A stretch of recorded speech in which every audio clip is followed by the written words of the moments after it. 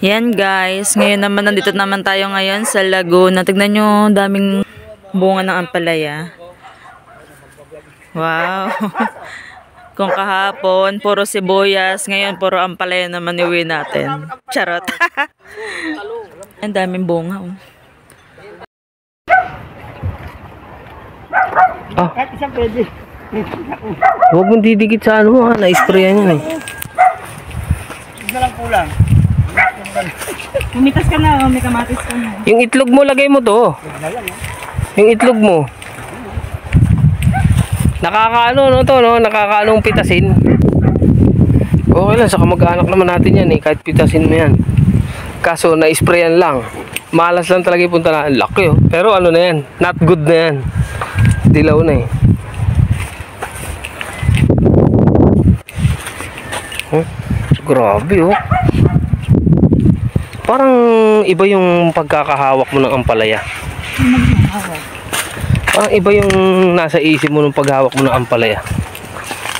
Oo, iba talaga eh.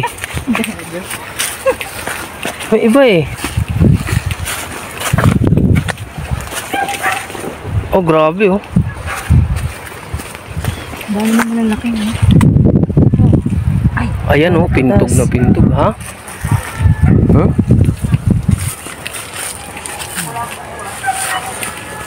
Pisilin mo kung matigas.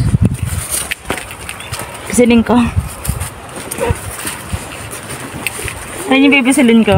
Yung matigas. Gago. Asan yung matigas? Andiyan, ayan oh. Ayan, matigas ha. Ito!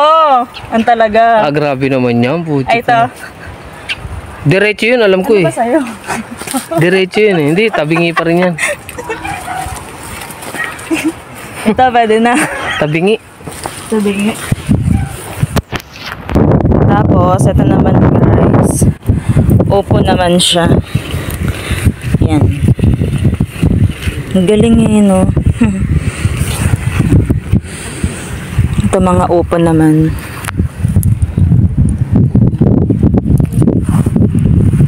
Dito sa side na to, puro mga opo.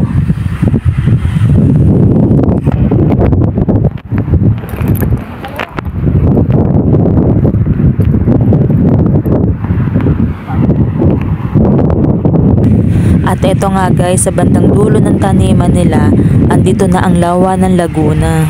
At dito nga guys, ay pwede na mamingwit ng mga isda na pwedeng pang ulam.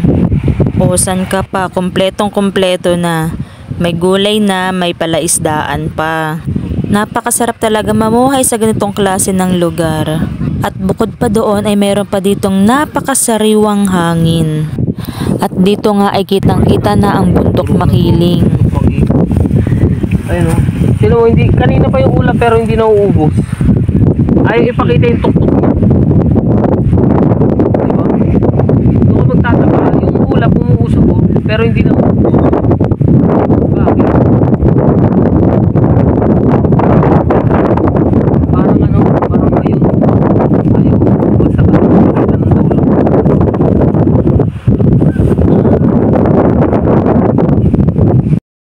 Dahil sa laki ng sakop. Laki no, may ganyan din pa nung lawa kalaki. Pinakamalaki lawas. Kasi.